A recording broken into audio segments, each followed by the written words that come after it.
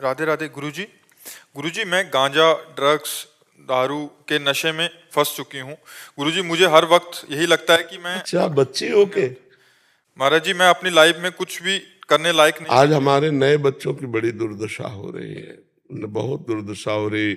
अब ये नए नए बच्चे गर्लफ्रेंड बॉयफ्रेंड बनाए, अब उनमें सुख तो आए नहीं, फिर नशा करके बेविचार किए, फिर और नशे में नष्ट हो जाते हैं। खुली बात है, नष्ट हो रहे हैं हमारे बच्चे, जो हमारे देश के भविष्य है, ये सब नष्ट हो रहे हैं। अब देखो, एक बच्ची ये है और एक बच्ची ये है जो बॉर्डर में प्राणों को समर्पित किए हुए तैनात खड़ी है हमारे देश की, वो भी तो बच्ची है। अब वो बच्ची अगर ड्रग्स करती, नशा करती, बेविचार करती, तो इतना उसके बल होता कि दूसरे की गोली खाने के लिए वहां बॉर्डर में, आप विचार करो, जहां बेटियां आज ललकार करके शत्रु को पराजित करने की ताकत रखते हुए बॉर्डर में लगी हुई सैनिक है, तो वो भी तो हमारे देश की बच्चियां हैं जो लात मार के अच्छे शत्रु को गिरा के गर्दन काट लें 1 मिनट में, वो भी तो है हमारे देश के लिए। अब हमारे देश की ये हालत हो रही है, बहुत बुरा। हम इस विषय में बहुत दुखी हैं कि जो गर्लफ्रेंड बॉयफ्रेंड, जो व्यसन ये जो चल गया नए बच्चों में, वो पूरी की पूरी सब ये जो जनरेशन है, इनमें कोई बच पाते हैं नहीं, तो पूरी की पूरी जनरेशन इस रोग से, ये संक्रामक रोग की तरह फैलता चला जा रहा है। अब अगर बॉयफ्रेंड ना बनावे, कुछ अच्छे बच्चे हैं, वो कहते हैं उनको टॉर्चर करते हैं, वचन का टॉर्चर करते हैं। तो बच्चा, तुमको एक बार उठना चाहिए, जैसे तुम रो मत, मनुष्य शरीर मिला उठने, तुम बहादुर हो। देखो, तुम अभी सौभाग्यशाली हो, बहादुर हो, कम से कम तुम सभा में, संत सभा में आकर अपनी बात कहने की हिम्मत तो रखी, नहीं कौन रखता है नहीं? तुम बात छोड़ने की कोशिश कर रही हूं, लेकिन नहीं हो पा रही। कह रहे बचा लीजिए महाराज जी, मैं बहुत निकलना चाहती हूँ बट इतना फंस चुकी हूँ। इसमें इसको साथ देना पड़ेगा, छोड़ना तो इसी को है ना। हमें लगता है कि सुयोग्य डॉक्टर से मिलना चाहिए और कुछ औषधियों का सपोर्ट लेना चाहिए। देखो, एक कसम वसम से छूटने वाली बातें नहीं है, इससे हमें किसी डॉक्टर का सहयोग लेना चाहिए और उससे उचित औषधियां लेनी चाहिए। जैसे देखो, मसाला छोड़ना है तो आप लौंग इलायची खाइए, तो कम से कम उससे आपके जो मुंह की बार बार मांग है वो रुकेगी ना, क्योंकि हर नशा अपना अधिकार कर लेता है शरीर पर, उसको जरूरत होती है, मांग होती है। अब जैसे ड्रग्स आदि है तो ना खा पाओगी, ना सो पाओगी, ना चैन से जी पाओगी। अब उसके लिए आपको दवा चाहिए, किसी सुयोग्य डॉक्टर से मिलो। बच्चा, बिल्कुल निराश मत हो, नहीं निराश होने की जरूरत नहीं, आपको उत्साह संपन्न होना। अभी आप बहादुर बच्चे हो, कम से कम अपनी कमजोरी को सभा में रखा, आप दूर कर सकती हो। सुनो, आज से आप देखना, आपको भगवान की कृपा शक्ति सुधारेगी, क्योंकि आपने भगवान के दरबार में आके रोई ना, ये भगवान का ही है। भक्त का दरबार तो भगवान का ही दरबार। मद भक्ता यत्र गायंती तत्र तिष्ठाव नारद, जहां मेरे भक्त मेरा यश गाते वहां मैं विराजमान रहता हूँ। कह रहे कि भगवान भी ऐसा लगता है कि नफरत करते हैं मुझसे, मतलब वो अंदर। नहीं नहीं नहीं, भगवान नफरत करते होते तो यहाँ आ ही नहीं पाती। अब मोहि भा भरोस हनुमंता, बिनु हरि कृपा मिले नहीं संता। अगर भगवान कृपा न करते तो तुम बच्चा आ ही नहीं पाती। तो इसलिए हम तुमसे प्रार्थना करते हैं, किसी सुयोग्य डॉक्टर से मिले और आप औषधि लीजिए। पहले ये नशा छोड़िए, शराब तो पी, छोड़ देती हूँ, फिर 1-1.5 महीने बाद फिर से। 1.5 महीने तक छोड़ने के बाद नहीं नहीं नहीं, फिर तो तुम्हारी कमजोरी है बच्चा। 1.5 महीने नहीं, हम तो 2-4-10 दिन के लिए बात कह रहे हैं दवा लेने की, जिससे हमारा माइंड जो है हमें सहयोग दे पावे छोड़ने में। अब ऐसा, और दूसरी बात, आपका ब्याह हुआ, ब्याह हो गया, तो अब दूसरे पुरुष से संपर्क मत करना। मेरे हस्बैंड ने भेजा गुरुजी यहाँ पे। कह रहे मेरे पति देव ने भेजा कि जाओ। हाँ, तो अब आप इसको सुधारिए, ठीक है? आप बिल्कुल फ्री हो जाइए। आप देखना, आपको कोई सपोर्ट करेगा।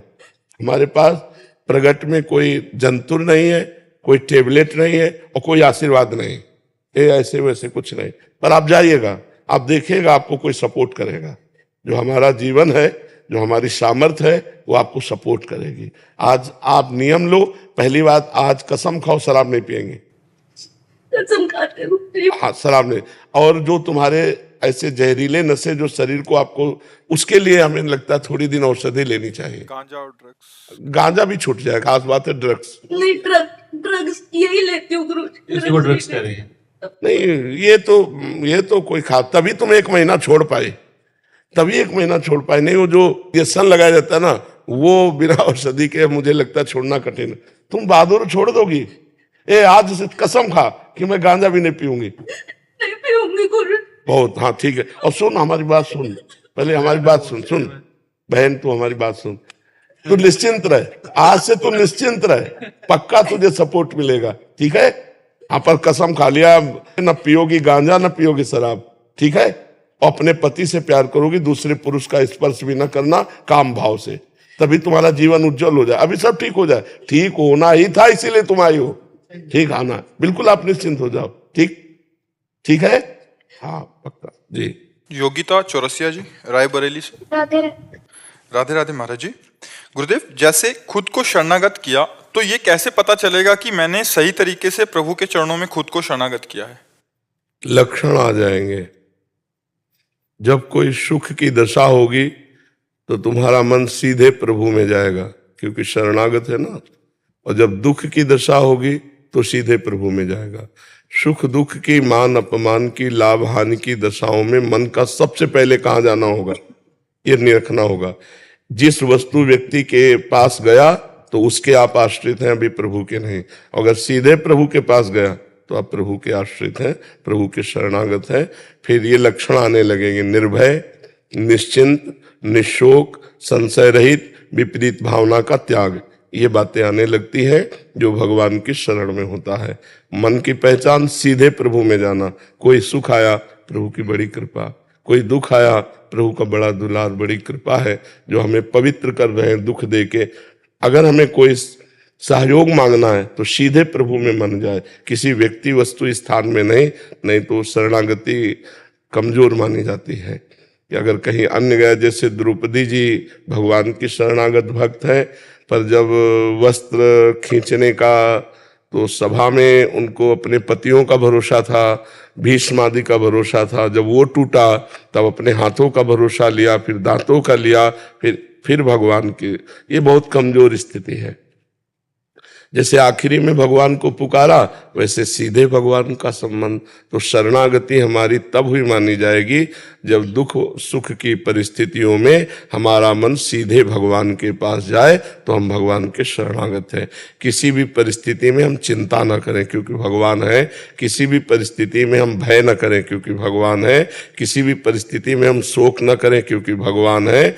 जो अपने संकल्प से 1 सेकंड में अनंत ब्रह्मांडों को रच सकते हैं, तो मेरे स्वामी मुझे शोकित क्यों होने देंगे, मुझे दुखी क्यों होने देंगे?